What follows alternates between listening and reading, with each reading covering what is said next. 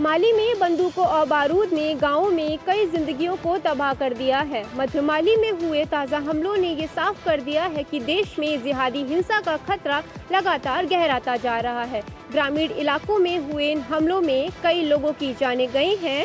हमले की जिम्मेदारी अलकायदा से जुड़े संगठन JNIM ने ली है।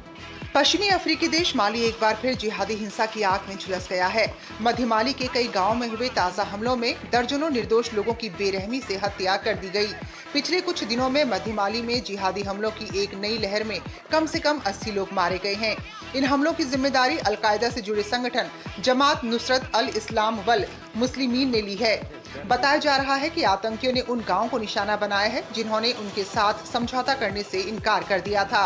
आंकड़ों में स्थिति बेहद भयावह नजर आती है। बुधवार को हुए हमले में कम से कम 30 लोग मारे गए थे, लेकिन शुक्रवार को ही ताजा हिंसा में दर्जनों लोग मारे गए। एक स्थानीय अधिकारी के अनुसार पिछले कुछ दिनों में मरने वालों का आंकड़ा 80 के पार हो गया है। माली में सुरक्षा की स्थिति बेहद नाजुक मोड़ पर पहुंच गई है। ये ताज़ा हमला पिछले महीने सत्तारूढ़ सैन्य जुंटा पर हुए उस बड़े हमले के बाद हुआ है जिसे जमात नुसरत अल इस्लाम वल मुस्लिमीन और तुआरेग विद्रोहियों के संगठन अज़ावाद लिबरेशन फ्रंट ने अंजाम दिया था।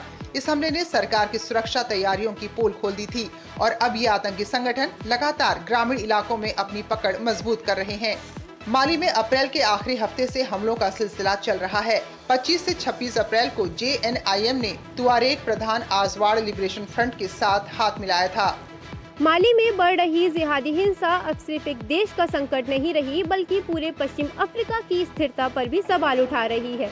ग्रामीण इलाकों में हुए हमले दर्शा रहे हैं कि आतंकी संगठन अब सिर्फ डर फैलाने की नहीं, बल्कि अपनी पकड़ और प्रभाव बढ़ाने की भी कोशिश में है।